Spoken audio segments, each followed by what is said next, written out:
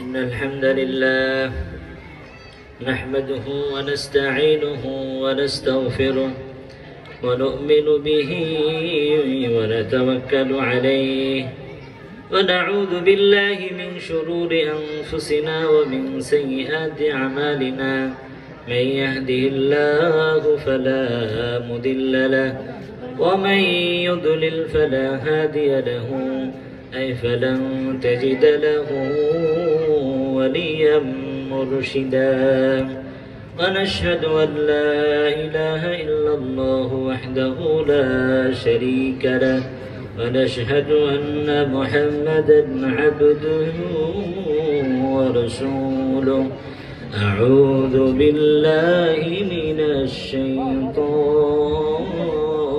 الرجيم بسم الله الرحمن الرحيم سبحان الذي أسرى بعبده ليلا من المسجد الحرام إلى المسجد الأقصى الذي باركنا حوله لنريه من آياتنا إنه هو السميع البصير صدق الله العظيم الحمد لله আল্লাহ তাআলার দরবারে অসংখ্য অগণিত শুকরিয়া জ্ঞাপন করছি যে রব্বুল আলামিন আমাদেরকে ইলমুল কোরআন মাদ্রাসার মাহফিলে আসা এবং বসার মতো যে রব্বুল আলামিন আপনাকে আমাকে তৌফিক দান করেছেন এই জন্য শুকরগুজার করে বলি আলহামদুলিল্লাহ। আলহামদুলিল্লাহ। প্রিয় ভাইরা আমার, আমরা এখানে পবিত্র কোরআনুল কারীমের তাফসীর শুনতে আসছি, আলোচনা শুনতে আসছি। আল্লাহর নবী সাল্লাল্লাহু আলাইহি ওয়াসাল্লামের উপরে যে কোরআন নাজিল হয়েছিল সেই সময় থেকে এই পর্যন্ত প্রত্যেকটি যুগের প্রত্যেকটি মানুষের জন্য এই কোরআন কি তাদের চাহিদা পূরণ করতে পেরেছিলেন কিনা? কথা বলেন। আল্লাহর নবীর উপরে যে কোরআন নাজিল হয়েছিল সেই যুগ থেকে এই যুগ পর্যন্ত প্রত্যেক জাতির জন্য প্রত্যেক যুগের মানুষের জন্য কোরআন তাদের চাহিদা পূরণ করতে পেরেছিলেন কিনা? কথা বলতে হবে, পেরেছিলেন কিনা? তাহলে এই যুগে যখন বিভিন্ন নেতা খেতারা যে বলে যে কোরআনে রাজনীতি নাই, এমন নেতা আছে না নাই? এমন নেতারা সমাজে কোরআন পড়তেই জানে না, তারা কোরআনে রাজনীতি আছে কি নাই সেটা বুঝবে কেমন করে? ঠিক কিনা বলেন? আজকে সেই নেতাকে ডেকে বলেন 2 লাইন কোরআন পড়ে শুনান তো, দেখবেন এই পাথি নেতা কোরআন পড়তে জানে না। ঠিক কিনা বলেন? আবার তারাই বলবে কোরআনে রাজনীতি নাই। অথচ আল্লাহর নবী মক্কা শাসন করেছেন 10 বছর। কত বছর? 10 বছর কোরআন দিয়ে আল্লাহর রাসূল মক্কা শাসন করেছেন। আজকে দুনিয়ার জমিনে এই যুগে এসে তারা বলে যে কোরআনে রাজনীতি নাই। এমন নেতা আমরা সমাজে চাই না। ঠিক কিনা বলেন? এমন নেতারা ক্ষমতায় আসুক আমরা চাই না। ঠিক কিনা বলেন? প্রত্যেক যুগে কোরআন মানুষের চাহিদা পূরণ করেছে। আলহামদুলিল্লাহ পড়ে। এই কোরআনে আছে রাষ্ট্রীয় ব্যবস্থা, আছে না নাই? সংবিধান ব্যবস্থা আছে না নাই? শাসন ব্যবস্থা আছে না নাই? রাজনীতি আছে না নাই? আজকে তারা কোরআন বুঝে নাই।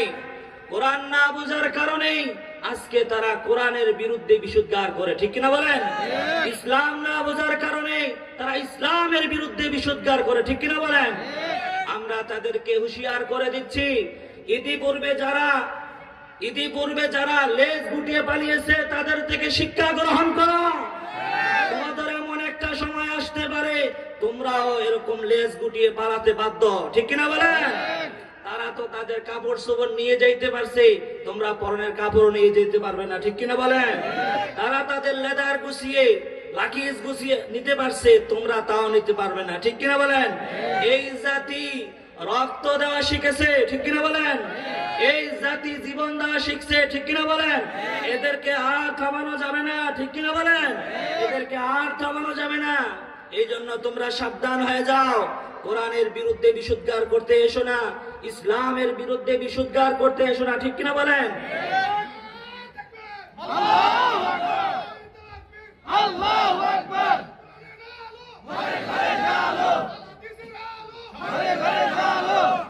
পাক আমাদেরকে বোঝার তৌফিক দান করুক, সকলে পড়েন আমিন। আজকে আমার টপিক ছিল মেরাজ সম্পর্কে আমি আলোচনা করব। আমি আমার সংক্ষিপ্ত সময় আমি ওখান থেকে কিছু আলোচনা করতে চাই। ওমা তাশাউনা ইল্লা ইনশাআল্লাহ। আল্লাহ পাক আমাদেরকে তৌফিক দান করুক, আমিন।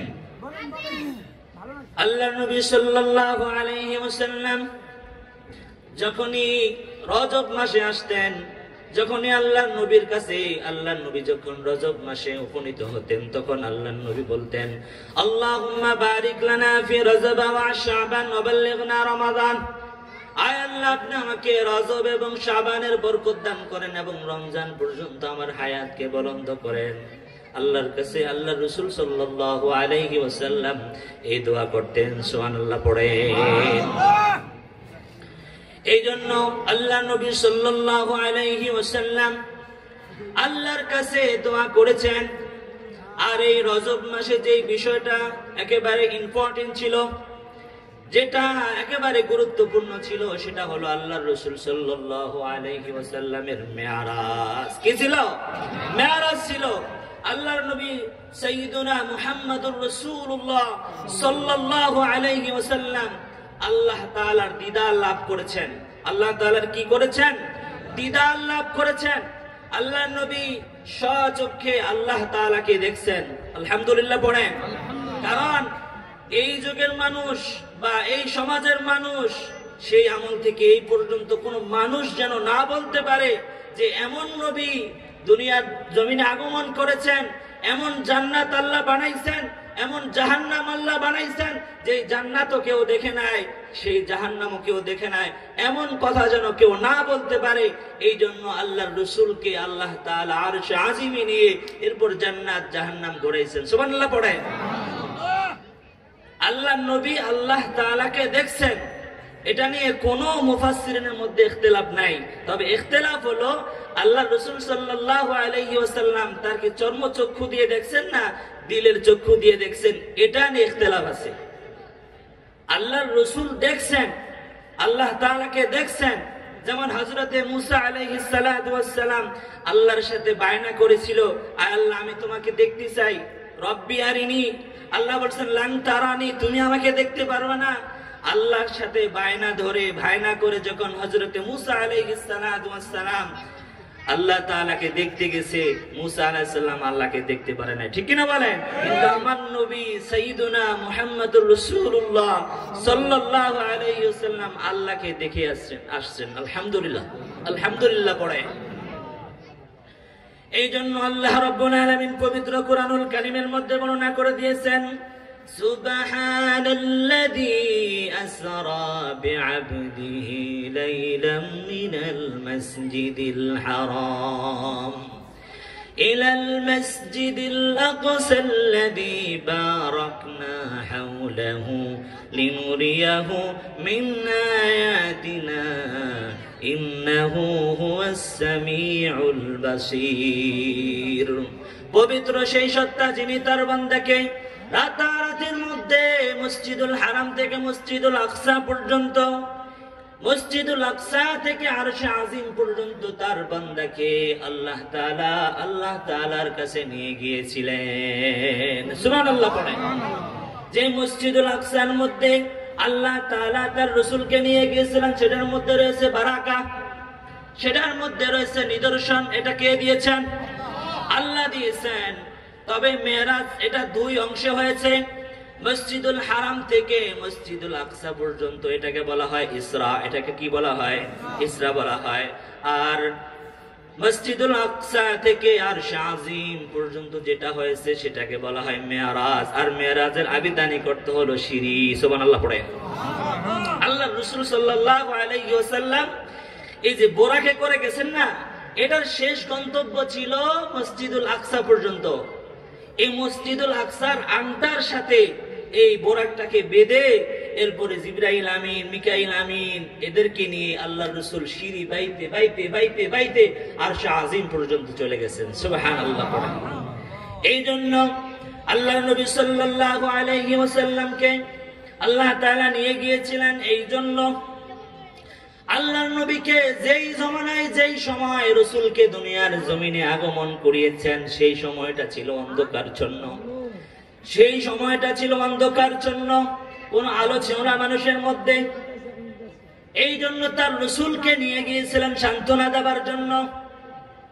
আর ওই যুগটাকে বলা হয় আইয়ামে জাহালিয়াতের যুগ।